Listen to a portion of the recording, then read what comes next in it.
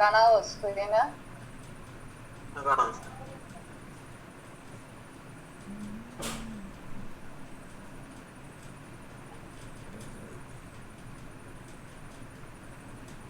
Last ക്ലാസ്സിൽ module 5 തുടങ്ങിയായിരുന്നു.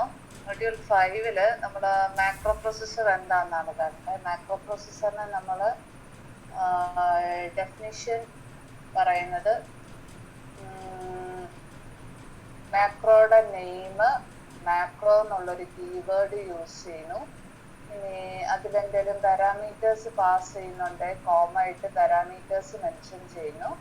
Parameters എല്ലാം നമ്മൾ ആംപർസൻഡ് പാരാമീറ്റർ നെയിം എന്ന് പറഞ്ഞ് കൊടുക്കുന്നു. ഇത് മാക്രോ എന്ന് പറയുന്ന കീവേഡിന്റെ അകത്താണ് നമ്മൾ സ്റ്റേറ്റ്മെന്റ്സ് ഇൻക്ലൂഡ് ചെയ്യുന്നത്. എൻഡ് വെച്ച് നമ്മൾ എൻഡ് ചെയ്യുന്നത്. അങ്ങനെയാണ് മാക്രോ ഡെഫിനിഷൻസ്. നെയിം, മാക്രോ എന്നുള്ള കീവേഡ്, പാരാമീറ്റേഴ്സ്, ബോഡി, എൻഡ് ചെയ്യുന്നത് എൻഡ്. അങ്ങനെ രണ്ട് നമ്മൾ മാക്രോയും എൻഡെന്നും പറയുന്നത് അസംബ്ലർ ഡയറക്ടീവ്സ് ആണ്. മാക്രോ എന്നുള്ള beginning of the macro definition and end is the end of the macro definition. ഇനി ഇതാണ് മാക്രോ കോൾ എന്ന് പറയുന്നത് ഈ സ്റ്റേറ്റ്മെന്റ്. ഇവിടെ മാക്രോ നെയിം പറയുന്നു, പാരാമീറ്റേഴ്സ് എന്തെങ്കിലും പാസ് ഉണ്ടെങ്കിൽ നമ്മൾ ആർഗ്യുമെന്റ്സ് ഇവിടെ പാസ് ചെയ്യുന്നു. അപ്പൊ ഇങ്ങനൊരു ഇതിനെ നമ്മൾ മാക്രോ കോൾ എന്ന് പറയും. മാക്രോ കോൾ കണ്ടാൽ it will be replaced with the statements inside the between macro and mn. അപ്പൊ മാക്രോയും mnന്റെ അകത്തെ സ്റ്റേറ്റ്മെന്റ്സ് എന്ന് പറയുന്നത് STA ആംപർസൻഡ് D1 ആണ്. അപ്പൊ ഈ ആംപർസൻഡ് D1ന് കറസ്പോണ്ടിങ് ആയിട്ടുള്ള പാരാമീറ്റർ ഈ ഒരു മാക്രോ കോളിലാണെങ്കിൽ data1 ആണ്. അപ്പൊ STA data1 എന്ന് സബ്സ്റ്റിറ്റ്യൂട്ട് ചെയ്യും. അടുത്ത സ്റ്റേറ്റ്മെന്റ് എന്ന് പറയുന്നത് STB, അവിടെ ആംപർസൻഡ് D2 ആണ് സബ്സ്റ്റിറ്റ്യൂട്ട് ചെയ്യല്, രണ്ടാമത്തെ പാരാമീറ്റർ. ഈ രണ്ടാമത്തെ പാരാമീറ്ററിന് കറസ്പോണ്ടിങ് ആയിട്ടുള്ള പാരാമീറ്റർ data2 ആണ്. STB data2 എന്ന് സബ്സ്റ്റിറ്റ്യൂട്ട് ചെയ്യും. എക്സ്പാൻഡ് ചെയ്യുന്ന വിധം മനസ്സിലായല്ലോ അല്ലേ? ഹലോ, എങ്ങനെയുണ്ട് കണ്ണ സുരേഷിന്?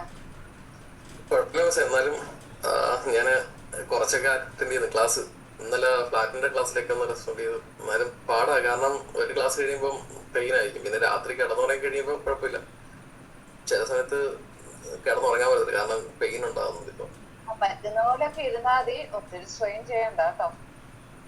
ഓക്കെ, അതാണ്. ഇനിയിപ്പോ എക്സാം അടുത്തൊക്കെ വരുന്ന സമയത്തൊക്കെ പിന്നെ ഒരുപാട് സ്ട്രെയിൻ ചെയ്ത് നോട്ട് വായിക്കാൻ പറ്റത്തില്ല.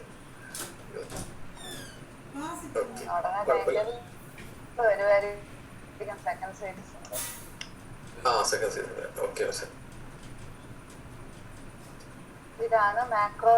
നമ്മൾ കഴിഞ്ഞ ദിവസം മാക്രോ പ്രോസസറിന്റെ അൽഗോരിതം പഠിച്ചായിരുന്നു. അതില് 3 ഡേറ്റ നമ്മൾ ഡേറ്റ സ്ട്രക്ചേഴ്സ് യൂസ് ചെയ്യുന്നു പറഞ്ഞായിരുന്നു. നാം ടാബിന്റെ അകത്ത് നമ്മൾ മാക്രോ നെയിം പറയുന്നു. അതിൻ്റെ അകത്ത് ഇറ്റ് വിൽ ബി പോയിന്റിങ്, അവിടെ 2 പോയിന്റേഴ്സ് ഉണ്ട്. ഡിഫൈൻ ടാബിന്റെ അകത്ത് നമ്മൾ ഈ മാക്രോ ഡെഫിനിഷൻ സ്റ്റോർ ചെയ്യുന്നു. ഇനി ആർഗ്യുമെന്റ്സ് ആണ് നമ്മൾ സ്റ്റോർ ചെയ്യുന്നത് ആർഗ്യുമെന്റ് ടാബില്. കണ്ടോ, കാണാവോ? ഫിഗർ കാണാവോ എല്ലാവർക്കും?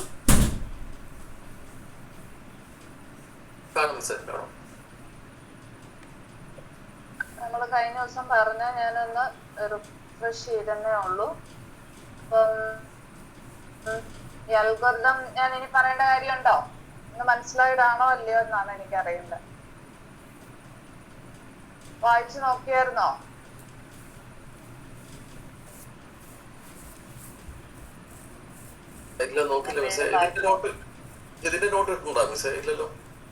ഇല്ല ഇല്ല, ഇട്ടിട്ടില്ല. ഞാൻ തുടങ്ങിയല്ലേ ഉള്ളൂ. മറ്റേ 4 മോഡ്യൂളിന്റെ നോട്ട് കിട്ടിയല്ലോ. തുടങ്ങിയേ ഉള്ളൂ കഴിഞ്ഞ ദിവസം. അൽഗോരിതം ഇനി നമ്മൾ പഠിക്കാൻ പോകുന്നത് machine independent macro processor features. അതിന് 4 പോയിന്റ്സ് ആണുള്ളത്. First one, concatenation of macro parameters എന്ന് പറയും. നമ്മൾ മാക്രോ പാരാമീറ്റേഴ്സ് എന്ന് പറയുന്നത് ചിലപ്പം നമ്മൾ മാക്രോയ്ക്ക് നമ്മുടെ പാരാമീറ്റേഴ്സ് മെൻഷൻ ചെയ്യുന്ന എവിടാന്ന് ഞാൻ പറഞ്ഞായിരുന്നല്ലോ. എവിടാ?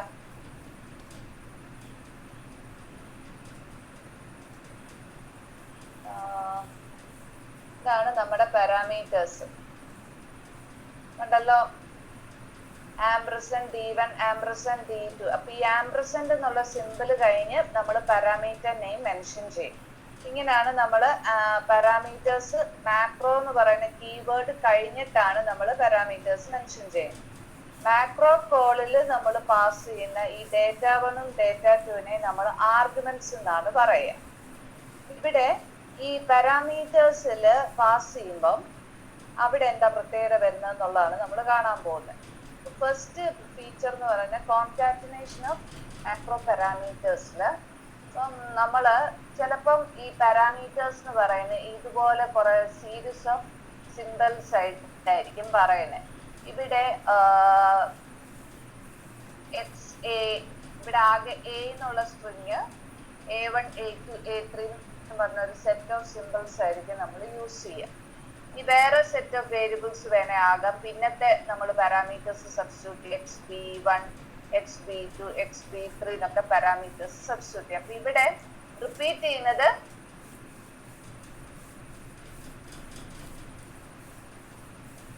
നമ്മള് ഈ പാരാമീറ്റേഴ്സ് നമ്മൾ ആകെ ചേഞ്ച് വരുന്നത് LDA 1 2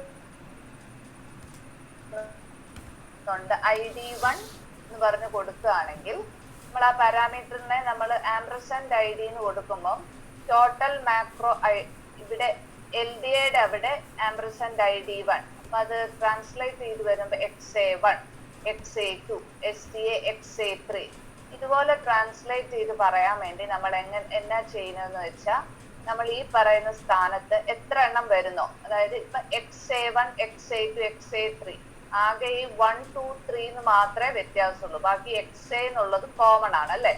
അപ്പൊ അങ്ങനെയുള്ള സീരീസ് ഓഫ് പാരാമീറ്റേഴ്സ് നമുക്ക് ഡെഫിനിഷന്റെ അകത്ത് ഈ പറയുന്ന ഡെഫിനിഷന്റെ അകത്ത് യൂസ് ചെയ്യണമെന്നുണ്ടെങ്കിൽ നമ്മൾ എന്ത് ചെയ്യുന്നെന്ന് വെച്ചാൽ ഈ ആംബ്രസെന്റ് ID കഴിഞ്ഞ് ഡെഫിനിഷന്റെ അകത്ത് ആരോ 1 ആരോ 2 എന്ന് കൊടുക്കും. ഇങ്ങനെ കൊടുത്തു കഴിയുമ്പം നമ്മൾ ട്രാൻസ്ലേറ്റ് ചെയ്ത് കഴിയുമ്പം ഇപ്പൊ സം A എന്ന് കൊടുത്താൽ ആംബ്രസെന്റ് IDയുടെ സ്ഥാനത്ത് അവിടെ A സബ്സ്റ്റിറ്റ്യൂട്ട് ചെയ്യുന്നു. ഇനി ആംബ്രസെന്റ് ID XA1 XA2 XA3 അങ്ങനെ സബ്സ്റ്റിറ്റ്യൂട്ട് ചെയ്തു. ഇങ്ങനെ നമുക്കൊരു സീരീസ് ഓഫ് പാരാമീറ്റേഴ്സ് കോൺകാറ്റനേറ്റ് ചെയ്ത് കൊടുക്കാൻ പറ്റും. അതാണ് ഈ പറയുന്നത്. ക്ലിയർ ആയോ നിങ്ങൾക്ക്? ഹലോ, അതായത് പാരാമീറ്റേഴ്സ് എവിടെ പറയുന്നതെന്ന് അറിയാലോ, ആംബ്രസെന്റ് ID. ഈ ആംബ്രസെന്റ് IDയുടെ സ്ഥാനത്ത് നമുക്ക് പാരാമീറ്റേഴ്സ് ആയിട്ട് പറയേണ്ടത് ഇതുപോലുള്ള സീരീസ് ഓഫ് പാരാമീറ്റേഴ്സ് പറയണമെന്ന് വിചാരിക്കും. അപ്പൊ ഇവിടെ എന്താ റിപ്പീറ്റ് ചെയ്യുന്നത്? 1 2 3 എന്നുള്ളതല്ലേ ചേഞ്ച് വരുന്നുള്ളൂ. ബാക്കി XA എന്ന് പറയുന്നത് സെയിം അല്ലേ? അപ്പം ഈ പറയുന്നത് അപ്പൊ നമുക്ക് ഈ പറയുന്നത് ഒറ്റ ഇതായിട്ട് നമ്മൾ പറയുന്നു. ആംബ്രസെന്റ് ID എന്ന് പറഞ്ഞ് നമ്മൾ സെറ്റ് ചെയ്യുന്നു. എന്നിട്ട് XA1 XA2 എന്ന് പറയുന്നിടത്ത് ആംബ്രസെന്റ് ID ആരോ 1 എന്ന് നമ്മൾ ഡെഫിനിഷന്റെ അകത്ത് എഴുതി കൊടുക്കും.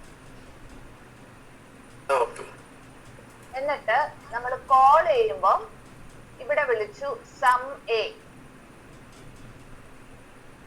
നമ്മൾ മാക്രോ കോൾ എങ്ങനെയാ വിളിക്കുക? ഈ ഒരു ഫംഗ്ഷന്റെ കേസിലാണ്, ഈ മാക്രോയുടെ കേസിലാണെങ്കിൽ ഇങ്ങനെ ഡെഫിനിഷൻ പറയുകയാണെങ്കിൽ നമ്മൾ വിളിക്കും സം A എന്ന് പറയാണ്. IDയുടെ സ്ഥാനത്ത് A അല്ല സബ്സ്റ്റിറ്റ്യൂട്ട് ചെയ്യാ. അപ്പൊ ഇവിടെ അപ്പൊ എന്ത് വരും? XA1 LDA XA1 ID1ന്റെ ഈ ID-യുടെ സ്ഥാനത്ത് A വരുന്നു, 1 കൂടി ചേർക്കുന്നു. ഇപ്പൊ XA1. ഇവിടെയോ XA2, XA3.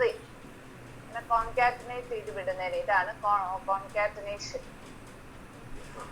ഓഫ് പാരാമീറ്റേഴ്സ് എന്ന് ഉദ്ദേശിക്കുന്നത്. ക്ലിയർ ആയോ? കണ്ടോ, സം ബീറ്റ വിളിച്ചത് കണ്ടോ. അപ്പൊ XBeta1 ആഡ് XBeta2, അങ്ങനെ ഒരു സീരീസ് ഓഫ് പാരാമീറ്റേഴ്സ് മെൻഷൻ ചെയ്യാനായിട്ട് നമ്മൾ ഇങ്ങനെ കൊടുത്താൽ മതി എന്ന് പറയാം കേട്ടോ. ഈ ആരോ ചേർത്ത് 1 2 ഏതൊക്കെയാണോ സീരീസ് ഓഫ് നമ്പേഴ്സ് യൂസ് ചെയ്യുന്നത് അത് അവിടെ പറഞ്ഞു കൊടുക്കുക കേട്ടോ. എക്സ് എല്ലാം കോൺസ്റ്റന്റാ. ഈ ആംപർസെന്റ് ഐഡി ആയിരിക്കും ചേഞ്ച് ചെയ്യുക അല്ലേ. ഇവിടെ നോക്കിയേ, XB ഇതല്ലേ ചേഞ്ച് ചെയ്യുന്നേ. XB2, XB3 അത് മാറാം. അങ്ങനെ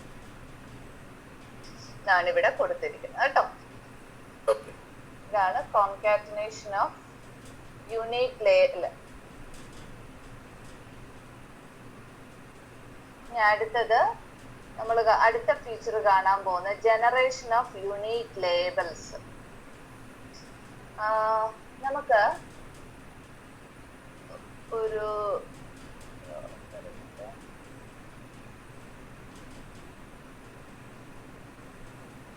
നമ്മള് മാക്രോസ് ബോഡിയിൽ ഒരിക്കലും ലേബൽസ് യൂസ് ചെയ്യല. ലേബൽ എന്താന്ന് അറിയത്തില്ലേ? ഹലോ, ലേബൽ എവിടാ വരുന്നേ? നമ്മുടെ ലെഫ്റ്റ് സൈഡിലല്ലേ നമ്മുടെ ഇൻസ്ട്രക്ഷൻ സ്ട്രക്ചർ. എങ്ങനെ ലേബല്, ഓപ്കോഡ്, ഓപ്പറന്റ്. അപ്പൊ നമ്മള് ഈ മാക്രോ നെയിം പലയിടത്ത് കോൾ ചെയ്യുകയാണെങ്കിൽ ഈ ലേബൽ യൂസ് ചെയ്യുന്നുണ്ടെങ്കിൽ ഈ സ്റ്റേറ്റ്മെന്റ്സ് എക്സ്പാൻഡ് ചെയ്യുമ്പോൾ ലേബൽ ഡ്യൂപ്ലിക്കേറ്റ്സ് വരത്തില്ലേ? അപ്പൊ അത് ഡ്യൂപ്ലിക്കേറ്റ്സ് വരുമ്പോ അതൊരു പ്രശ്നമല്ലേ? അതൊരു പ്രോബ്ലം ആയതുകൊണ്ട് നമുക്ക് ലേബൽ ഒരിക്കലും ബോഡി ഓഫ് ദി മാക്രോയിൽ യൂസ് ചെയ്യില്ല. അപ്പം ഈ ഒരു പ്രോബ്ലം പക്ഷെ ചില കേസിൽ നമുക്ക് ഈ ലേബൽസ് ഉപയോഗിക്കാതിരിക്കാൻ പറ്റത്തില്ല. അങ്ങനെയുള്ള കേസിൽ നമുക്ക് യുണീക്ക് ആയിട്ടുള്ള ലേബൽസ് ക്രിയേറ്റ് ചെയ്യാൻ വേണ്ടി ഉള്ള ഐഡിയ ആണ് ഞാൻ ഈ പറയാൻ പോണത്. അതിനു വേണ്ടി നമ്മൾ ചെയ്യുന്നത്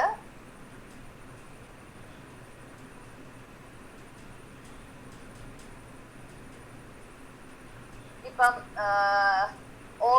ഡെഫിനിഷന്റെ അകത്ത് നമ്മൾ അങ്ങനെയുള്ള ലേബൽ യൂസ് ചെയ്യുന്നെങ്കിൽ ഈ ആംപർസൻഡ് ഡോളർ എന്ന് പറയുന്ന സിമ്പിൾ യൂസ് ചെയ്യും. എന്നിട്ട് 2 ക്യാരക്ടേഴ്സ് യൂസ് ചെയ്യും. 2 ക്യാരക്ടർ ആൽഫ ന്യൂമറിക്. അപ്പം ഇനീഷ്യലി അത് എന്നായിരിക്കും അസൈൻ ചെയ്യുക. ഒന്നും കൂടി ഈ മാക്രോ കോൾ വരുമ്പോൾ ആ ലേബലിന്റെ സ്ഥാനത്ത് പിന്നത്തെ മാക്രോ എക്സ്പാൻഷനിൽ ഈ $XSന്റെ സ്ഥാനത്ത് $AB അസൈൻ ചെയ്യും. ഇന്നത്തെ മാക്രോ എക്സ്പാൻഷനിൽ AC അസൈൻ ചെയ്യും. അതാണ് ഇവിടെ കാണിക്കാതെ. ഇവിടെ ഒരു മാക്രോ കണ്ടോ, ഡെഫിനിഷൻ കണ്ടോ, ലേബിൾ യൂസ് ചെയ്തിരിക്കുന്ന കണ്ടോ?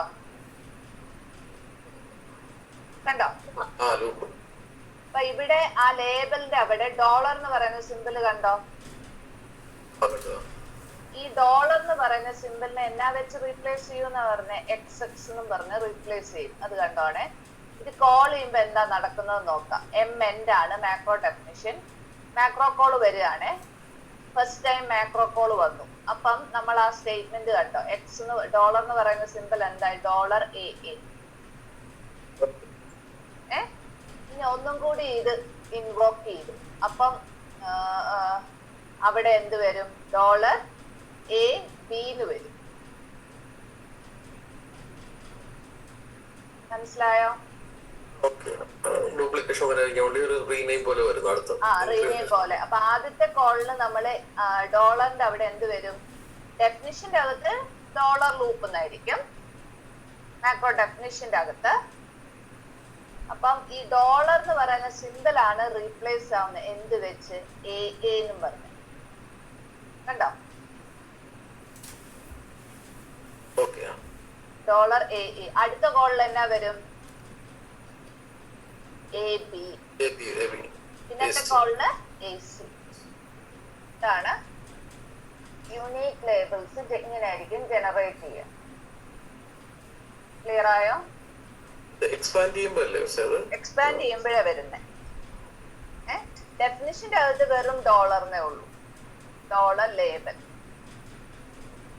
നമ്മൾ ഈ ഡോളർ എന്നുള്ള ലേബലിന് നമുക്ക് ഇങ്ങനെ ആയിരിക്കും, ഡോളർ ലേബൽ നെയിം ആയിട്ടായിരിക്കും കൊടുക്കുന്നത്.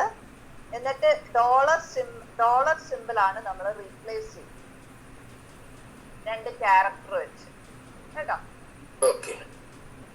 അപ്പൊ ഇനിയത്തെ AC കഴിഞ്ഞാൽ AD AE, അതൊരു കൗണ്ടർ പോലെ ആക്ട് ചെയ്യും, ആൽഫ ന്യൂമറിക് കൗണ്ടർ. അപ്പൊ അങ്ങനെ ഇംപ്ലിമെന്റ് ചെയ്യുമ്പോൾ മാക്സിമം ഇത്രയും എക്സ്പാൻഷൻസ് പോസിബിൾ ആയിരിക്കും ഒരു സിംഗിൾ പ്രോഗ്രാമിൽ. ഡിഫറൻഷിയേറ്റ് ചെയ്യല്ലേ ലേബലിനെ. ഇപ്പൊ യൂണിക് ആയിട്ടുള്ള ലേബിൾ ജനറേറ്റ് ചെയ്യാൻ മാക്സിമം ഇത്രയും ഈ ഒരു മെത്തേഡ് യൂസ് ചെയ്യുമ്പോൾ 2 ക്യാരക്ടർ വെച്ചല്ലേ നമ്മൾ റീപ്ലേസ് ചെയ്യുന്നത്. അപ്പം നമുക്ക് ഇത്രയും പോസിബിൾ ആയിരിക്കും ഒരു സിംഗിൾ പ്രോഗ്രാമിൽ മാക്രോ എക്സ്പാൻഷൻസ് യൂണീക്ക് ആയിട്ട് ലേബിൾസ് ജനറേറ്റ് ആവും. ഇനി അടുത്ത മെഷീൻ ഇൻഡിപെൻഡന്റ് ഫീച്ചർ ആണ് നമ്മൾ പറയാൻ പോകുന്നത് conditional macro expansion. Conditional macro expansion എന്ന് പറഞ്ഞാൽ മാക്രോയ്ക്കകത്ത് ഇഫ് കണ്ടീഷൻസ് യൂസ് ചെയ്യാം. ഡെഫിനിഷന്റെ അകത്ത് ഇഫ് സ്റ്റേറ്റ്മെന്റ് വരാൻ പാടില്ല എന്നൊന്നും ഇല്ലല്ലോ. അപ്പം നമ്മള് മാക്രോ ഇവിടെ ഒരു പാരാമീറ്റർ പാസ് ചെയ്യുന്നത് ഇവിടാണ്. അപ്പൊ ആ പാരാമീറ്റർ ഇഫ് കണ്ടീഷൻ നമ്മൾ ചെക്ക് ചെയ്യാണ്. അപ്പൊ നോട്ട് ഈക്വൽ നമ്മൾ ഈ സിമ്പിൾ യൂസ് ചെയ്യല്, അതിന് പകരം ഓപ്പറേറ്ററിന് നമ്മൾ യൂസ് ചെയ്യുന്നത് ഇങ്ങനെയുള്ള ലേബലുകളായിരിക്കും യൂസ് ചെയ്യുക. NE എന്ന് പറഞ്ഞാൽ നോട്ട് ഈക്വൽ, ഈക്വൽ ആണ് EQ എന്ന് പറയുന്ന ഓപ്പറേറ്ററിന് പകരം കേട്ടോ. ലെസ് ദാൻ എന്ന് പറയുന്ന സിമ്പിളിന് പകരം LE എന്ന് പറയുന്ന യൂസ് ചെയ്യും. GTക്ക് ഗ്രേറ്റർ ദാൻ GT. ഇഫ് കണ്ടീഷന്റെ അകത്ത് നമ്മൾ ഓപ്പറേറ്റേഴ്സ് യൂസ് ചെയ്യില്ലേ, conditional operators, less than greater than, അതിന് പകരം നമ്മൾ യൂസ് ചെയ്യുന്നത് ഇങ്ങനെയുള്ള സിമ്പിൾസ് ആയിരിക്കും. കണ്ടോ? നമ്മള് പാരാമീറ്റേഴ്സ് എന്തെങ്കിലും നമ്മള് മാക്രോ കീവേഡ് കഴിഞ്ഞ് പറയുന്നുണ്ടെങ്കിൽ ചിലപ്പോൾ നമ്മൾ അത് ഇഫ് കണ്ടീഷൻ യൂസ് ചെയ്യുന്നുണ്ടെങ്കിൽ നമ്മൾ ഇങ്ങനെ ആയിരിക്കും ഡെഫിനിഷന്റെ അകത്ത്. അപ്പൊ ഇഫ് ആ condition not equal to empty simple ആണെങ്കിൽ ഈ പാർട്ട് എക്സിക്യൂട്ട് ചെയ്യുക, എൽസ് പാർട്ട് 2. അപ്പൊ end if. കണ്ടോ? അങ്ങനെ നമ്മളത് end ചെയ്യുന്നു, end m എന്നും പറഞ്ഞു. അത് യൂസ് ചെയ്തുള്ള ഒരു കേസ് ആണ് ഇവിടെ കൊടുത്തിരിക്കുന്നത്. ഇവിടെ കണ്ടോ മാക്രോ if നമ്മള് ഈ ഒരു സിമ്പല് ചെക്ക് ചെയ്യാണ്. ഇനി നമ്മള് എന്തായാലും വാല്യൂസ് സെറ്റ് ചെയ്യണമെങ്കിൽ നമ്മൾ യൂസ് ചെയ്യുന്ന ഒരു സിമ്പലാണ് സെറ്റ്. അപ്പം ഈ നമ്മള് വാല്യൂസ് ചില സിമ്പിൾസ് സെറ്റ് ചെയ്യുകയാണെങ്കിൽ അങ്ങനെയുള്ള വേരിയബിൾസിനെ നമ്മൾ മാക്രോ ടൈം വേരിയബിൾസ് എന്ന് പറയും. മാക്രോ ടൈം വേരിയബിൾസ് എപ്പോഴും ആ സിമ്പിൾസ് സ്റ്റാർട്ട് ചെയ്യുക ആൻഡ് വരുന്ന simple വെച്ചായിരിക്കും. Any symbol that begins with a and symbol ആണ് അതിനെ മാക്രോ ടൈം വേരിയബിൾ എന്ന് വിളിക്കും.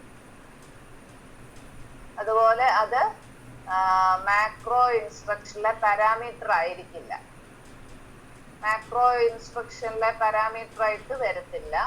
കേട്ടോ? ഇവിടെ ഒരെണ്ണം കണ്ടോ, ആംപർസൻഡ് എന്ന് പറയുന്ന സിമ്പിൾ യൂസ് ചെയ്തിരിക്കുന്ന കണ്ടോ? ഇതിനെ നമ്മള് മാക്രോ ടൈം വേരിയബിൾ എന്ന് പറയും. അതിന്റെ വാല്യൂ 1 എന്ന് അസൈൻ ചെയ്യാൻ വേണ്ടി നമ്മൾ യൂസ് ചെയ്യുന്നത് സെറ്റ് സിമ്പിൾ. കണ്ടോ? ഇനി ഇഫ് നമ്മൾ എന്തായാലും ഇനി ഇവിടെ ഇഫ് എൽസ് ആണ്. അപ്പൊ ഇഫ് നമ്മൾ യൂസ് ചെയ്ത എൻഡ് ഇഫ്. ഇവിടെ ജസ്റ്റ് ഇഫ് കണ്ടീഷൻ നമ്മൾ എന്തെങ്കിലും ഒരു സ്റ്റേറ്റ്മെന്റ് എക്സിക്യൂട്ട് ചെയ്യുന്നു. അപ്പം വേറെ എൽസ് പാർട്ട് ഒന്നും ഇല്ലെങ്കിൽ ഇഫിന്റെ ആ സ്റ്റേറ്റ്മെന്റ് എൻഡ് എന്ന് പറയാൻ എൻഡ് ഇഫ് കൊടുക്കണം. കണ്ടോ? ഇനി ഇഫ് എൽസിന്റെ കേസ് ഇവിടെ കൊടുത്തിട്ടുണ്ട്. കണ്ടോ? ഇഫ് കണ്ടീഷൻ ഏതെങ്കിലും ഒരു സ്റ്റേറ്റ്മെന്റ് എക്സിക്യൂട്ട്, എൽസ് ഒരു സ്റ്റേറ്റ്മെന്റ് ഇൻസ്ട്രക്ഷൻ എക്സിക്യൂട്ട് ചെയ്യുന്നു, എൻഡ് ഇഫ്. കണ്ടോ? ഇഫ് സ്റ്റേറ്റ്മെന്റ് യൂസ് ചെയ്യാന്നുള്ള കാണിച്ചെന്നേ ഉള്ളൂ. ഇവിടെ ഈ മാക്രോ ഡെഫിനിഷന്റെ അകത്ത് വരാം എന്നുള്ളതാണ് ഇഫ് സ്റ്റേറ്റ്മെന്റ്. ഇനി മാക്രോ ടൈം വേരിയബിൾസ് ഉണ്ട്. അങ്ങനെയുള്ള വേരിയബിളിന്റെ സിമ്പിൾ എപ്പോഴും തുടക്കത്തില് ആംപർസൻഡ് ആയിരിക്കും. ഇതെന്താ? യൂണിക് ലേബിൾസ് ജനറേറ്റ് ചെയ്യാൻ ലേബിള് നമ്മൾ ഡോളർ സിമ്പിൾ യൂസ് ചെയ്തിരിക്കും. ജസ്റ്റ് അത്ര അറിഞ്ഞാൽ മതി, കൂടുതലൊന്നും കേട്ടോ.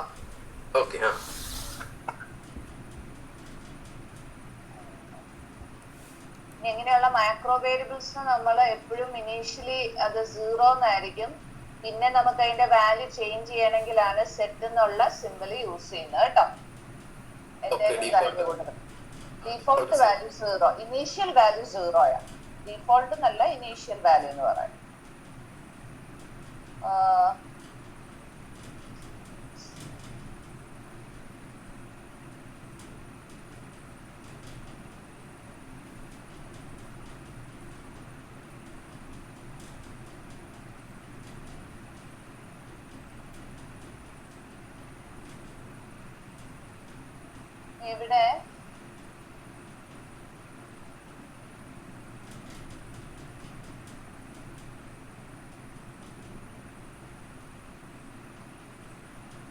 ഇവിടെ നമുക്ക് പാരാമീറ്റേഴ്സ് കണ്ടോ? 1 2 3 4 5 5 പാരാമീറ്റേഴ്സ് അല്ലേ ഈ ഒരു മാക്രോയില്? ഈ 5 പാരാമീറ്റേഴ്സില് ഓർഡർ കണ്ടോണേ, 1 2 3. ഈ 4ാമത്തെ പാരാമീറ്റർ ആണ് എന്ത്? Macro time variable. ഈ ഒരു എക്സാമ്പിളില് ആണല്ലോ.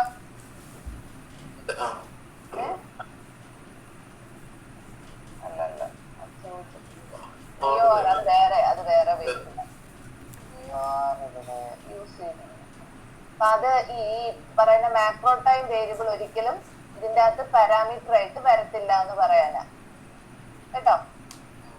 ഒരിക്കലും മാക്രോയുടെ ഡെഫിനിഷന്റെ അകത്ത് പാരാമീറ്ററിന്റെ അവിടെ നമ്മൾ സ്പെസിഫൈ ചെയ്യില്ല ഈ മാക്രോ ടൈം. അതാണ് not a macro instruction parameter.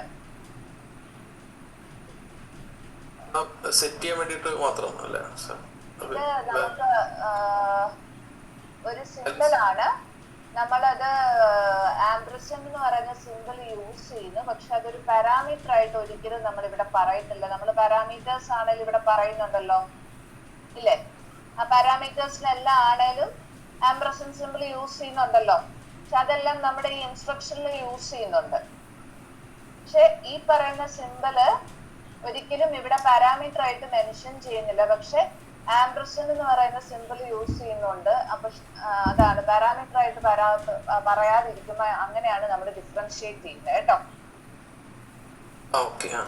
Macro time variable ഏതാന്ന് ഈ പാരാമീറ്ററുമായിട്ട് തമ്മിൽ കമ്പയർ ചെയ്യുമ്പം എങ്ങനെ ഡിഫറൻഷിയേറ്റ് ചെയ്യാന്നുള്ളതാണ് പറഞ്ഞത്. ഇതിന് മാത്രമാണ് ഈ ടൈപ്പ് വേരിയബിൾസിന് വാല്യൂസ് സെറ്റ് ചെയ്യാനായിട്ടാണ് സെറ്റ് എന്നുള്ള കീവേഡ് യൂസ് ചെയ്യുന്നത്.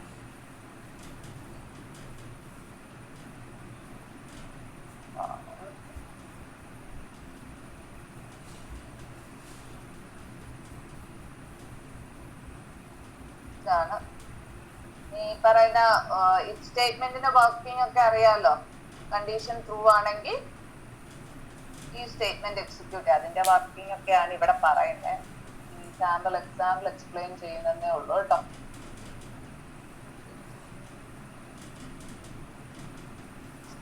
ഈ പറയുന്ന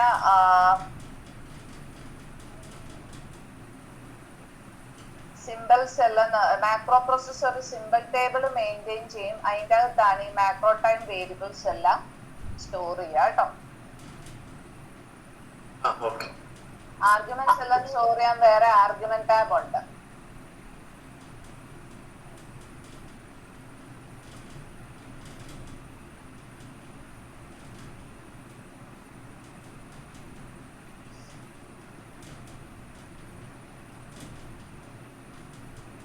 വേറൊന്നാണ്, നമുക്ക് ചില സ്റ്റേറ്റ്മെന്റ്സ് റിപ്പീറ്റ് ചെയ്യണമെങ്കിൽ നമ്മള് ലൂപ്പിംഗ് സ്റ്റേറ്റ്മെന്റ് യൂസ് ചെയ്യുമല്ലോ.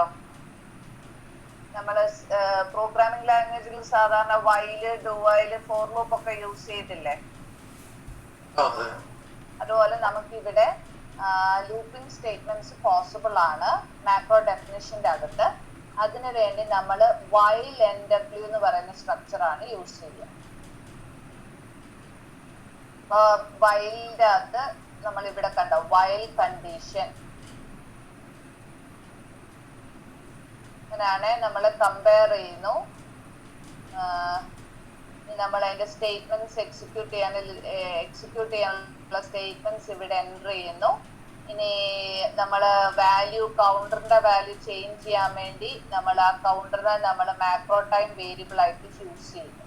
കണ്ടോ? എന്നിട്ട് സ്റ്റേറ്റ്മെന്റ്സ് ഈ വൈലിന്റെ എൻഡ് അറിയാൻ വേണ്ടി NW യൂസ് ചെയ്യും. കേർലി ബ്രേസ് നമ്മളെപ്പോഴും വൈൽ കണ്ടീഷൻ അത് കഴിഞ്ഞ് കേർലി ബ്രേസസിന്റെ അകത്തല്ലേ ലൂപ്പ് ബോഡി എഴുതുക. അതിന് പകരം നമ്മള് വൈൽ ബ്രാക്കറ്റിന്റെ അകത്ത് കണ്ടീഷൻ ഒക്കെ യൂസ് ചെയ്യുന്നു. ഇപ്പൊ ലെസർ ആണ്, ആൻഡ് ലെസ് ദാൻ എന്നുള്ള കണ്ടീഷൻ ഒക്കെ ഈ ഒരു സിമ്പിൾ ആയിരിക്കും നമ്മൾ റെപ്രസെന്റ് ചെയ്യുക. ഇവിടെ നമ്മൾ മാക്രോ ടൈം വേരിയബിൾസ് യൂസ് ചെയ്യുന്നുണ്ട്, അതിലായിരിക്കും വാല്യൂ സെറ്റ് ചെയ്ത് കൊടുക്കുന്നത്. അപ്പം കൗണ്ടർ ലൂപ്പിംഗ് വേരിയബിൾ ആയിട്ട് ഈ മാക്രോ ടൈം വേരിയബിൾ ആയിരിക്കും യൂസ് ചെയ്യുക കേട്ടോ. ഇവിടെ ലിസ്റ്റ് ഇൻഡെക്സ് ഒക്കെ യൂസ് ചെയ്യാം കേട്ടോ. എന്റെ സ്റ്റേറ്റ്മെന്റ്സ് എൻഡ് ചെയ്യുന്ന NW. മാക്രോ പ്രൊസസർ എക്സിക്യൂട്ട് ചെയ്യും എന്നുള്ളതാണ് ഇവിടെ പറയുന്നത്. ഫോൾസ് ആണ്, സ്കിപ്പ് ചെയ്ത് അടുത്തതിലോട്ട് പോകും. വൈലിന്റെ വർക്കിംഗ് ഞാൻ ഇവിടെ യൂസ് ചെയ്യുന്നു കേട്ടോ. ഇത്രയാണ് നമ്മുടെ ഏതിന്റെ അണ്ടറിൽ വരുന്നത് conditional macro expansion.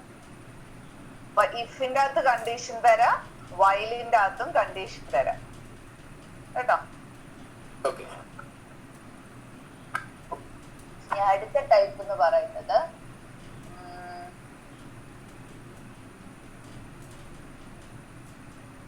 Keyword macro parameters. നമ്മള് പാരാമീറ്റേഴ്സ് മെൻഷൻ ചെയ്യുക ഇതുപോലല്ലേ. XX എന്ന് പറഞ്ഞാൽ മാക്രോ നെയിം, അത് കഴിഞ്ഞ് മാക്രോ കീവേഡ്, അത് കഴിഞ്ഞ് പാരാമീറ്റേഴ്സ് നമ്മൾ ഇങ്ങനല്ലേ പറയാ, കോമ ഇട്ടിട്ട്. ഇനി നമുക്ക് ഒത്തിരി ആർഗ്യുമെന്റ്സ് ഉണ്ടെങ്കിൽ അതെല്ലാം നമ്മൾ ഇതുപോലെ കോമ ഇട്ട് പറഞ്ഞു കൊടുക്കണ്ടേ. അപ്പൊ അതിനനുസരിച്ച് മാക്രോ കോളിലും ആ കറസ്പോണ്ടിങ് പാരാമീറ്റേഴ്സിനനുസരിച്ച് വാല്യൂസും കാണണ്ടേ. നമുക്ക് ഒത്തിരി പാരാമീറ്റേഴ്സും ഉണ്ട്, ഒത്തിരി വാല്യൂസ് മെൻഷൻ ചെയ്യേണ്ടത്. ചിലപ്പോ എല്ലാ പാരാമീറ്റേഴ്സും യൂസ് ചെയ്യണം എന്നുണ്ടോ നമ്മുടെ ഡെഫിനിഷന്റെ അകത്ത്? അപ്പം നമ്മൾ ഓരോ കോളിലും ചിലപ്പം ചിലതായിരിക്കും യൂസ് ചെയ്യുക. അപ്പൊ നമുക്ക് അനാവശ്യമായിട്ടുള്ള യൂസ് ചെയ്യാത്ത എന്തെങ്കിലും ഉണ്ടെങ്കിൽ ഒഴിവാക്കാനായിട്ട് കോമ ഇട്ട് കൊടുക്കാം.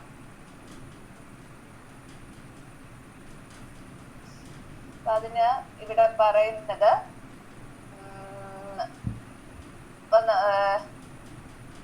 ചിലതിന് ഡീഫോൾട്ട് വാല്യൂ ഉണ്ടാവും, അങ്ങനെയുള്ളത് മോസ്റ്റ് ഓഫ് ദി പാരാമീറ്റേഴ്സ്. അപ്പൊ ചിലത് നമുക്ക് കോളിൽ ആവശ്യമുള്ളെങ്കിൽ അത് ജസ്റ്റ് കോമ ഇട്ട് പറയുക. കണ്ടോ? കണ്ടോ? ആവശ്യമില്ലാത്തതിനെല്ലാം നമ്മൾ കോമ ഇട്ട്, പക്ഷെ കറക്റ്റ് നമ്പർ ടാലി ആവണം. കഴിഞ്ഞിട്ട് പിന്നെ നമ്മൾ ആവശ്യമുള്ള 820 അങ്ങനെയാണോ ഉദ്ദേശിക്കുന്നത്? ബാക്കി കോമ ഇട്ടു. P1 P2 ഞാൻ ഉദ്ദേശിക്കുന്നത് P1 P2 കഴിഞ്ഞ് അതിന്റെ ഇടയിലുള്ള ഒന്നും എനിക്ക് വേണ്ട. പിന്നെ ആവശ്യമുള്ളത് P20. അപ്പം ഓരോ പാരാമീറ്ററിനെ ഡിനോട്ട് ചെയ്യാൻ വേണ്ടി നൾ ആർഗ്യുമെന്റ്സിനെ ഡിനോട്ട് ചെയ്യാൻ 2 ആരോ ഇടണം. ഇവിടെ എത്ര ഉണ്ട്? 1 2 3 4 5 4 ഓരോ കുത്തിനും അനുസരിച്ച് അത് വേണം.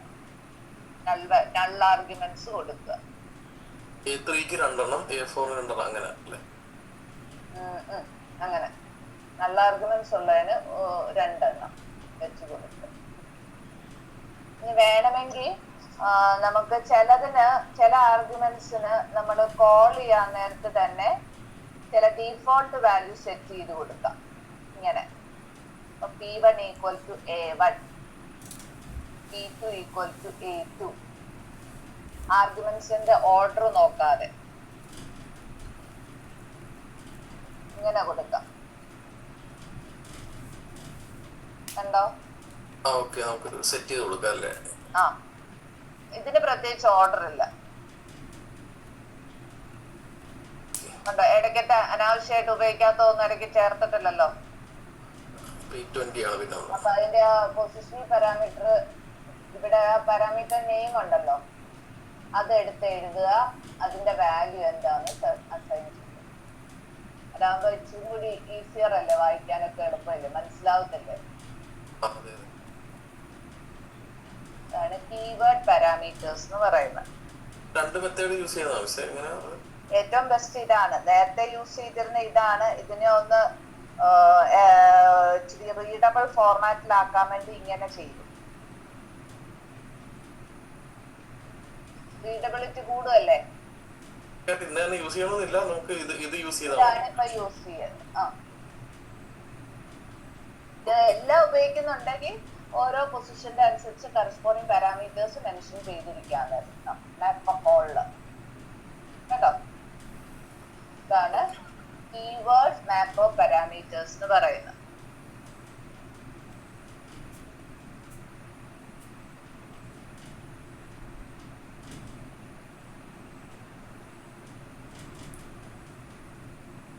കണ്ടോ? parameters with default value.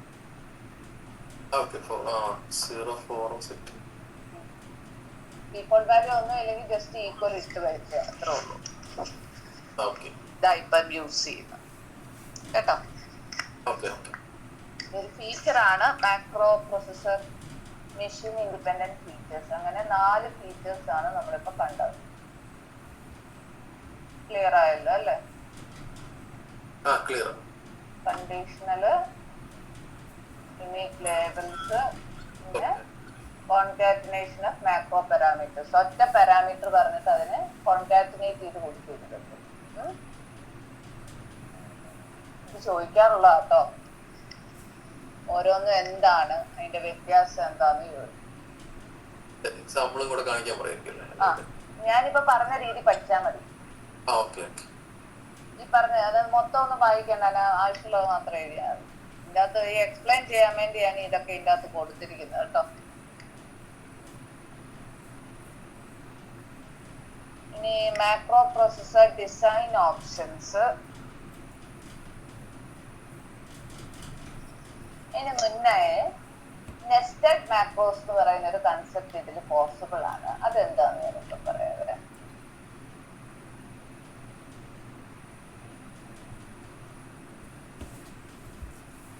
ഇത് കണ്ടോ? നെസ്റ്റിംഗ് എന്താന്ന് അറിയത്തില്ലേ? നെസ്റ്റഡ് ഫോർ ലൂപ്പ് ഒക്കെ. അപ്പൊ ഇവിടെ SIC ബാർ XC ഉണ്ടല്ലോ, കണ്ടോ? ഇവിടെ നമ്മള് ഒരു മാക്രോയ്ക്കകത്ത് ഒന്നിൽ കൂടുതൽ മാക്രോ ഡെഫിനിഷൻസ് വരുന്നുണ്ടെങ്കിൽ അത് പറയാൻ വേണ്ടി നമ്മൾ യൂസ് ചെയ്യുന്നതാണ് ഈ ഫസ്റ്റ് മാക്രോ എന്ന് പറയുന്നതാണ്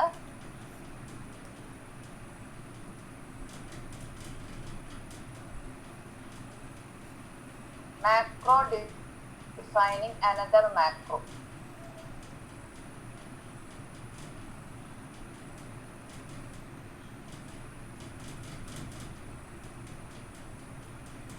ഒരു മാക്രോയ്ക്കകത്ത് വേറെ 2 മാക്രോ ഡെഫിനിഷൻസ് ഉണ്ടെങ്കിൽ SICക്കകത്ത് നമ്മള് മാക്രോസ് എന്ന് പറയും. SIC/XCL മാക്രോക്സ് കേട്ടോ. ഇവിടെ മാക്രോ ഡെഫിനിഷൻ വരുന്ന കണ്ടോ, RDBuf എന്ന് പറയുന്ന ലേബല് അത് മാക്രോയാന്ന് പറയുന്നത് MN. വേറൊരു മാക്രോയുടെ ലേബലാണ് WR. ഇതിന്റെ അകത്ത് ഈ മാക്രോയ്ക്ക് അകത്താണ് ഈ രണ്ട് ഡെഫിനിഷൻസും വന്നിരിക്കുന്നത് കണ്ടോ. ആ മാക്രോയുടെ ലേബലിന്റെ പേരാണ് മാക്രോക്സ് കണ്ടോ. ആ അതെ കണ്ടോ, ഇതാണ് നെസ്റ്റഡ് മാക്രോ SIC/XCL. ഇനി ഇവിടെ നമ്മൾ മാക്രോസ് എന്നാണ് SIC, ഇത് തിരിഞ്ഞു പോയതാണ്, സ്പെല്ലിങ് തെറ്റിയിട്ടുണ്ട് കേട്ടോ. മാക്രോ എന്നാണ് കേട്ടോ, ഇത് മാക്രോ എന്നാണ്. മാക്രോസ് എന്നാണ് നമ്മള് SIC മെഷീനിന് വിളിക്കുക കേട്ടോ.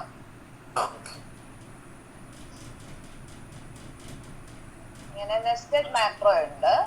ആ നെസ്റ്റഡ് മാക്രോ വരുമ്പോഴത്തേന് നമുക്ക്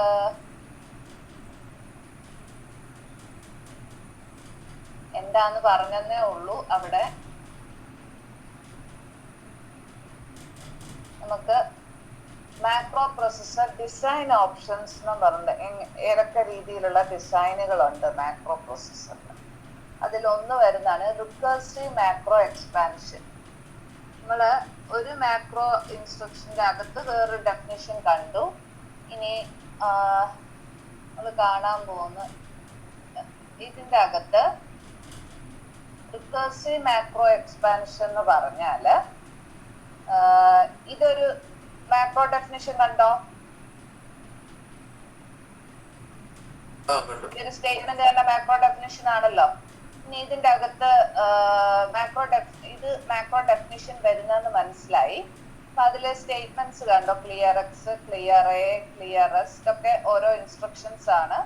അത് കഴിഞ്ഞ് അടുത്ത ഒരു ലൂപ്പ് വേരിയബിൾ വന്നു, അത് ഇങ്ങനെ വന്ന് ഇനി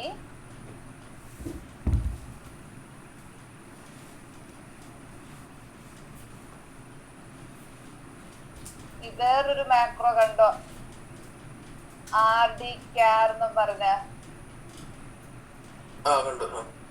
അതിന്റെ ഡെഫിനിഷൻ തീർന്നത് കണ്ടോ. ഇനി ഈ പറയുന്ന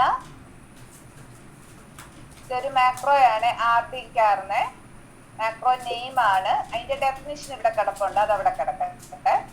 ഇനി RDBuf എന്ന് പറയുന്ന മാക്രോ അല്ലേ, അതിന്റെ അകത്ത് ഈ മാക്രോ കോൾ വന്നോ.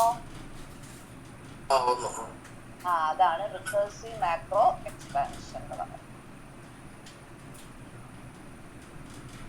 മാക്രോ കോള് ഒരു മാക്രോ ഡെഫിനിഷന്റെ അകത്ത് വരുന്നു, അപ്പൊ അത് എക്സ്പാൻഡ് ചെയ്യുന്നു. അതാണ് റിക്കർസീവ് മാക്രോ എക്സ്പാൻഷൻ എന്ന് പറയുന്നത്.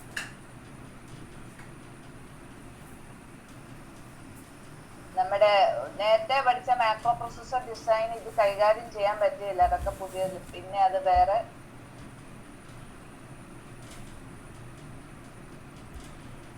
ഇങ്ങനെ ഒരു പരിപാടി ഉണ്ട് ഇതില്.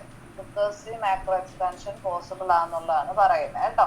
അത് അത്രയും പഠിച്ചാൽ മതി, അത്രയും മനസ്സിലാക്കിയാൽ മതി കേട്ടോ. ഇനി അടുത്ത ടൈപ്പ് ഡിസൈൻ ആണ് ജനറൽ പർപ്പസ് മാക്രോ പ്രൊസസേഴ്സ് എന്ന് പറയും. ജനറൽ പർപ്പസ് എന്ന് പറഞ്ഞാല് ഈ മാക്രോ പ്രൊസസർ ഒരു പർട്ടിക്കുലർ, നമുക്ക് സിയില് മാക്രോ പ്രൊസസർ ഉണ്ടെന്ന് അറിയത്തില്ലേ, പ്രീ പ്രൊസസർ ഡയറക്റ്റീവ്സ് ഉണ്ടെന്ന് പറഞ്ഞ ഹാഷ് ഡിഫൈൻ സ്റ്റേറ്റ്മെന്റ് ഒക്കെ പറഞ്ഞ ഓർമ്മയുണ്ടോ. അപ്പം ഓരോ ലാംഗ്വേജിലും സെപ്പറേറ്റ് മാക്രോ പ്രൊസസർ ഉണ്ട്. അപ്പം നമ്മളിപ്പോ പഠിക്കുന്നത് മാക്രോ പ്രൊസസറിന്റെ പലതരത്തിലുള്ള ഡിസൈൻ ഓപ്ഷൻസ് ആണ് പറയുന്നത്. അപ്പൊ ആദ്യത്തെ ഡിസൈൻ ഓപ്ഷനിൽ നമ്മൾ റിക്കർസീവ് മാക്രോ എക്സ്പാൻഷൻ വരുന്നെന്ന് പറഞ്ഞു. അതായത് അതിൻ്റെ അകത്ത് ഒരു മാക്രോ ഡെഫിനിഷന്റെ അകത്ത് വേറൊരു മാക്രോ കോള് വരുമ്പോൾ അവിടെ ഒരു മാക്രോ എക്സ്പാൻഷൻ വരുന്നു. അതാണ് first design. Second design option എന്ന് പറയുന്നത് നമ്മളൊരു ജനറൽ ആയിട്ട് ഒരു മാക്രോ പ്രൊസസർ ഡിസൈൻ ചെയ്യുന്നു, which will be suitable for any programming language. അതാണ് ജനറൽ പർപ്പസ്. എല്ലാവർക്കും എല്ലാ പ്രോഗ്രാമിംഗ് ലാംഗ്വേജിലും വർക്ക് ചെയ്യാവുന്ന ഒരു മാക്രോ പ്രൊസസർ ഡിസൈൻ ചെയ്യും. അതാണ് ഈ ജനറൽ പർപ്പസ്. അതായത് it does not depend on any programming language. It can be used with a variety of different languages എന്നാണ് ഇവിടെ പറയുന്നത്. പക്ഷേ അപ്പം ഇതിന്റെ ഒരു അഡ്വാൻറ്റേജ് എന്ന് പറഞ്ഞാൽ നമുക്ക് ഓരോ ലാംഗ്വേജിനെയും ചില ലാംഗ്വേജുകൾക്ക് സ്വന്തമായിട്ട് മാക്രോ പ്രൊസസർ ഉണ്ട്. അപ്പം നമുക്ക് ആ ലാംഗ്വേജ് കൈകാര്യം ചെയ്യാൻ നേരത്തെ ആ മാക്രോ ലാംഗ്വേജസും അറിഞ്ഞിരിക്കണം. അപ്പൊ അങ്ങനെ അറിയേണ്ട കാര്യമില്ല. ഈ ജനറൽ പർപ്പസ് ആയിട്ടുള്ള ഒരെണ്ണം എല്ലാ പ്രോഗ്രാമിങ്ങിനും ലാംഗ്വേജിനും പറ്റിയ ഒരു ഡിസൈൻ നമ്മൾ സെറ്റ് ചെയ്യില്ല. അതുപോലെ അപ്പം ഇതിന്റെ ഡെവലപ്മെന്റ് കോസ്റ്റ് ഗ്രേറ്റർ ആണേലും അഡ്വാൻറ്റേജ് നോക്കുമ്പോൾ നമുക്ക് ബാക്കിയുള്ള കോസ്റ്റുകളൊക്കെ നമുക്ക് സേവ് ചെയ്യാൻ പറ്റും. അതാണ് ഇതിന്റെ അഡ്വാൻറ്റേജ്. ഡിസഡ്വാൻറ്റേജ് എന്ന് പറഞ്ഞാൽ നമ്മൾ ഈ പറയുന്ന സബ്സ്റ്റിറ്റ്യൂഷനൊക്കെ ഈ ജനറൽ പർപ്പസ് മാക്രോ പ്രൊസസറൊക്കെ യൂസ് ചെയ്യുമ്പോൾ നമ്മൾ ഈ ഏതെങ്കിലും ഒരു ലാംഗ്വേജിൽ നമ്മൾ ഈ പറയുന്ന ജനറൽ ഡിസൈൻ ഇന്റഗ്രേറ്റ് ചെയ്ത് യൂസ് ചെയ്യുകയാണെങ്കിൽ നമുക്ക് ഈ ആ പ്രോഗ്രാമിംഗ് ലാംഗ്വേജിലെ കുറെ ഫീച്ചേഴ്സും ഇതുമായിട്ട് മാച്ച് ചെയ്യാതെ വരാം. ചിലപ്പം അതിലെ ഓരോ പ്രോഗ്രാമിംഗ് ലാംഗ്വേജിലും എക്സ്പ്രഷൻ ഗ്രൂപ്പ് ചെയ്യുന്ന വിധം സെപ്പറേറ്റ്ലി ആയിരിക്കും. ഇനി ടോക്കൺസ്, കോൺസ്റ്റൻസ്, ഏതൊക്കെ ഓപ്പറേറ്റേഴ്സ് ഓരോ ലാംഗ്വേജിലും വ്യത്യാസപ്പെടാം. ഈ മാക്രോ പ്രൊസസർ ജനറൽ പർപ്പസ് ഉപയോഗിക്കുമ്പം അത് ഡിഫറെന്റ് ലാംഗ്വേജിലും ഓരോ രീതിയിൽ മെൻഷൻ ചെയ്യുമ്പോൾ അത് നമുക്ക് മനസ്സിലാക്കിയെടുക്കാൻ ഇപ്പൊ ഇന്ന ലാംഗ്വേജിൽ ഈ രീതിയിൽ റെപ്രസെന്റേഷൻ ഉണ്ട്, മറ്റേടത്ത് എങ്ങനെ ഈ പ്രൊസസർ ഡിസൈൻ അപ്ലൈ ചെയ്യാന്നുള്ള ഒരു വ്യത്യാസം വരും. അതാണ് ഇതിന്റെ ഒരു ഡിസഡ്വാൻറ്റേജ് എന്ന് പറയുന്നത്. ക്ലിയർ ആണോ? അതാണ് second design option. Third design option എന്ന് പറയുന്നതാണ്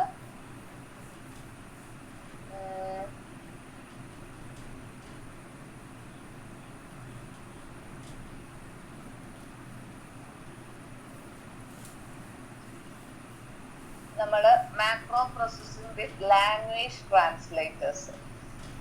നമ്മള് സിയിൽ എങ്ങനെയായിരുന്നു? സിയില് നമ്മള് ഹാഷ് ഡിഫൈൻ എന്ന് പറയുന്ന സ്റ്റേറ്റ്മെന്റ് ഒക്കെ പ്രീ പ്രൊസസർ ഡയറക്ടീവ്സ് യൂസ് ചെയ്ത് കഴിഞ്ഞാൽ അത് നമ്മൾ ഹാഷ് ഡിഫൈൻ 3.14 എന്നുമല്ല നമ്മള് വോയിഡ് മെയിനിന് മുമ്പായിട്ട് പറയാണ്. എന്നിട്ട് വോയിഡ് മെയിനിന്റെ അകത്തെ ആക്ച്വൽ സി കോഡിന്റെ അകത്ത് മെയിൻ ഫംഗ്ഷന്റെ അകത്ത് നമ്മൾ ഈ പറയുന്ന ഇൻസ്ട്രക്ഷൻ എഴുതിക്കുമ്പോൾ അതിന്റെ അകത്ത് നമ്മൾ ഈ പറയുന്ന വേരിയബിൾ പൈ എന്ന് പറയുന്ന വേരിയബിൾ യൂസ് ചെയ്യുകയാണെങ്കിൽ നമ്മൾ ഈ പറയുന്നത് കമ്പൈലർ ആയിട്ടോ അസംബ്ലറോ ആയിട്ടോ നമ്മളിത് സിയിലൊക്കെ ആണെങ്കിൽ ഈ പറയുന്ന ലാംഗ്വേജിനെ ഹാഷ് ഡിഫൈൻ സ്റ്റേറ്റ്മെന്റ് യൂസ് ചെയ്തിട്ടുണ്ടെങ്കിൽ അതിനെ ട്രാൻസ്ലേറ്റ് ചെയ്യുന്നതിന് മുമ്പായിട്ട് പ്രീ പ്രോസസ് ചെയ്യും. പ്രീ പ്രോസസ് ചെയ്യാൻ നേരത്ത് നടക്കുന്നത് എന്താന്ന് വെച്ചാൽ പൈ എന്ന് പറയുന്ന ഹാഷ് ഡിഫൈൻ സ്റ്റേറ്റ്മെന്റ് കൂടെ ഡിഫൈൻ ചെയ്ത് പൈ എന്ന് പറയുന്ന വേർഡ് എവിടെയും നമ്മൾ പ്രോഗ്രാമിന്റെ അവിടെ കണ്ടു കഴിഞ്ഞാൽ ഇറ്റ് വിൽ ബി റീപ്ലേസ്ഡ് വിത്ത് 3.14. അങ്ങനെ ട്രാൻസ്ലേറ്റ് ചെയ്ത് പ്രോസസ് ചെയ്ത് കിട്ടുന്ന ലാംഗ്വേജിനാണ് നമ്മൾ പിന്നെ കമ്പൈലറിലോട്ട് കടത്തി വിടുക. എന്നിട്ടായിരിക്കും നമുക്ക് അതിന്റെ ഒബ്ജക്ട് കോഡിലോട്ട് കൺവേർട്ട് ചെയ്ത് കിട്ടുക. അതാണ് ഇവിടെ പറയുന്നത് കേട്ടോ. ഹലോ, നമ്മുടെ പ്രീ പ്രോസസർ ഡയറക്ടറീസ് യൂസ് ചെയ്യുന്നുണ്ടെന്ന് പറയത്തില്ലേ സിയിലൊക്കെ? അത് അങ്ങനെയുള്ള ഡയറക്ടറീസ് യൂസ് ചെയ്തിട്ടുണ്ടെങ്കിൽ അത് അങ്ങനെയുള്ളത് എക്സ്പാൻഡ് ചെയ്ത് കഴിഞ്ഞാൽ ആ എക്സ്പാൻഡഡ് വേർഷൻ ആയിരിക്കും കമ്പൈലറിന്റെ ഇൻപുട്ട് ആയിട്ട് പോവുക. റൂൾ ഇവിടെ